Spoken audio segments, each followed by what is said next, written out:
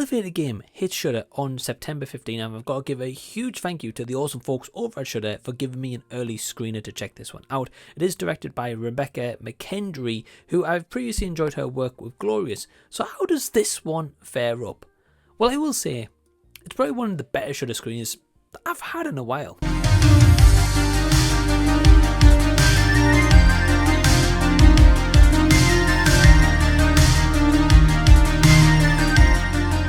Hey everyone, what's going on? Welcome to the channel. Whether you are new or whether you're returning, really appreciate you just taking the time out to check out this review as we talk about Elevator Game. Based on an online phenomena, players take turns to go down an elevator to travel in hopes of going to a supernatural world which has its own set of rules. I'd like to give a huge thank you to all my awesome patrons who help to really support the channel. If you want to join Patreon, shop merch, buy a copy of my debut book, you can find a link to that down below in the description box. And also, if you want to request a movie for me to watch, I do have a link to my PayPal where you can request this to be watched as a short and reviewed with a shout out, or you can request a long form review with a shout out, also a link down below in the description box. Going into this movie, I saw the poster and I knew the plot and I saw the director, and that's kind of about it, and I was definitely intrigued. As I mentioned, I really liked Rebecca McKendry's previous work of Glorious, which I got an early screening for on Shudder,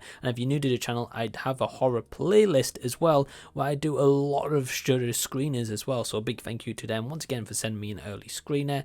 Going into this movie, I was definitely intrigued, and after finishing the movie, I can definitely say this was a good Shudder screener. Let's start this off firstly with some positives. I will say that the practical effects here is absolutely awesome. Once again, Rebecca McKendry, for what she did with practical effects wise for Glorious, she brings that yet again to the table here, and it is very effective in terms of selling us on this concept of the elevator game and this kind of supernatural entity. This is based on like an online phenomena. I don't know anything about that phenomena. I wouldn't be, silly enough to try something like that personally, but if people have been trying this, I mean, that's just absolutely crazy.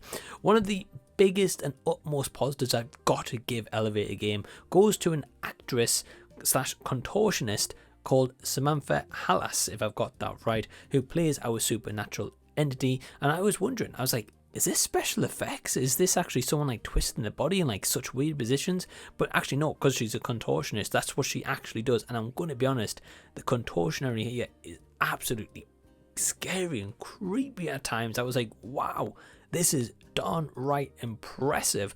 Samantha really sells you on this supernatural entity of being supernatural, as in like, humans shouldn't be able to contort or twist their body and stuff, and this isn't without any cheesy CG. This is actually this lady doing this on screen, and I was like, wow, that is just truly incredible. And I will say that the casting crew what they get here, they're okay, right? I can't say that anyone is truly phenomenal except from Samantha, as I mentioned before. I think everyone does a fine job for what they're given. They're not exactly given much substance, which we will get into, but the story is here basically as these four YouTubers, Nightmare and Dare Street, they need some ideas because they're getting some sponsorship and brands, and then this Ryan comes along and says, hey, why don't you try Elevator Game? And that basically gives us our story here. The final positive I've got to give the movie is definitely the on-set location and the use of really honing in on this premise of the elevator, because you do get behind the scenes look of an elevator with like the gears,